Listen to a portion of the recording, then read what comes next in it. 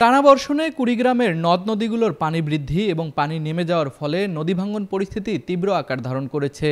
ব্রহ্মপুত্র, ধরলা ও তিস্তা নদীর তীব্র ভাঙনের কারণে উলিপুর উপজেলার বেগমগঞ্জ ইউনিয়নের মোল্লারহাট, রসুলপুর, কড্ডার মোড় এলাকায় শতাধিক ঘরবাড়ি, আবাদি জমি ও গাছপালা নদীগর্ভে বিলীন হয়েছে।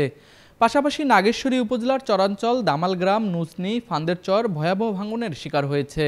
কুড়িগ্রাম সদর, চিলমারি, রাজারহাট, রৌমারী ও রাজীবপুর উপজেলার নদী পাড়ের গ্রামগুলিও ভাঙনের হুমকিতে রয়েছে। এখানে ভাঙন আজ 4 দিন ধরে ভাঙতেছে। এখন জায়গা জমি তো নাই, অল্প কিছু জায়গা আছে পিছনে। কারণ এই মুহূর্তে সাতামিরা দিন বৃষ্টি, কিন্তু নিয়ে যাওয়া তো সমস্যা। মানুষ ধান টান গাছছে, এর মধ্যে ঘর নিয়ে গেলে মানুষের ধানের ক্ষতি, এটা ক্ষতি, ওটা ক্ষতি। তা দেখি এখন কিছুদিন যদি থাকা যায় এই অবস্থায়, তারপরে সুগান হলে নেওয়া লাগবে। আর যদি না পারি তা মানুষের ধান ক্ষতি করেই যাওয়ার মতো ব্যবস্থা করা লাগবে। বোঝা যাইতেছে মনে হয় বেশি দিন থাকা যাইব না। হয়তো এই পানিটা গেলে আরও তো সামনে পানি আছে, পানিটা যদি আরও ধার চাপে ওই যে গোনা দিয়ে আসতেছে, পানি সব বেশি হইতেছে। যদি থাকা না যায় তাহলে যাওয়াই লাগবো বাধ্যতা, কিন্তু নদীর দিয়ে দেওয়ার ভাষায় দেওয়া সম্ভব না। এলাকায় বাড়ি ঘরের মধ্যে ওই যে জনাল চাচার বাড়ি, অজল ভাইয়ের বাড়ি, সৌর ভাইয়ের বাড়ি, আমার বাড়ি, খলিল চাচার বাড়ি, ইয়াজুলের বাড়ি, এতেই 7-8টা ঘর এই অবস্থায় করছে। এই বাদ দেওয়া খালি উভয় বন্ধে আমাদের খবর নাই। কাল চিনে গেছিলাম, আমার কি অবস্থা, এই যে এটা ভাঙিলে গেলে পড়ে গেলে এবার থাকবো, এটা চলে যাবো।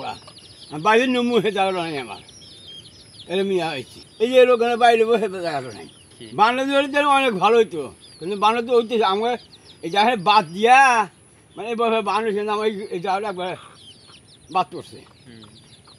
এই জন্য আমি দশা মানুষের জায়গায় আসি, মানে এই বাগানটার জন্য ছাওয়া পাওয়া না, যে মানুষের জমিনে আছে থাকার বাসা নেই, থাকবো যে এই বাসাটা নেই, মানে এই দাঁড়াইছি। আর আবার ফির যাই আসি, ওই দিন ফির ভাঙিয়া যেতেছে। এই চাপটা বলি ফেলে আমার ঘর বাড়ি ঘর। বাংলাদেশ নার্সিং ও মিডওয়াইফারি কাউন্সিল অনুমোদিত এবং রাজশাহী মেডিকেল বিশ্ববিদ্যালয় অধিভুক্ত উত্তরাঞ্চলের স্বনামধন্য nursing college Rangpur community nursing college 3 বছর মেয়াদী ডিপ্লোমা ইন মিডওয়াইফারি কোর্সে বিশেষ ছাড়ে ভর্তি চলছে।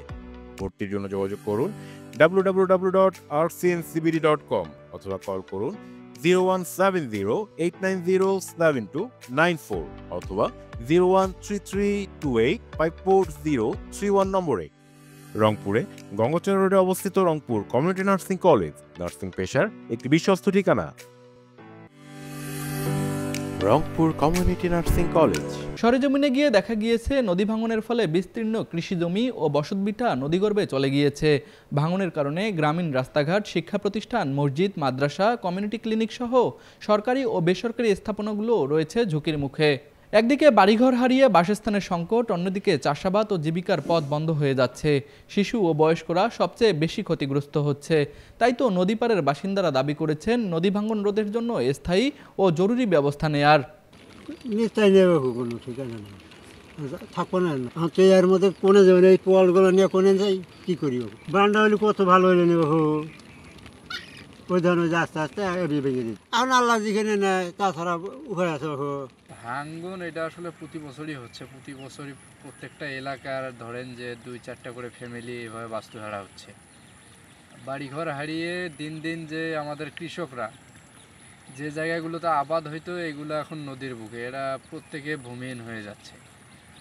তো এইটাতে আসলে আমরা যেটা জানি যে দীর্ঘদিন থেকেই একটা যে পাড় রক্ষা প্রকল্প একটা চলমান আছে। এই প্রকল্পটার গতি এত ধীর, যার কারণে প্রতি বছর আমাদের কৃষকদের এইভাবে ক্ষতিগ্রস্ত হইতে হচ্ছে। তারা জমি হারাচ্ছে, বাড়িঘর হারাচ্ছে।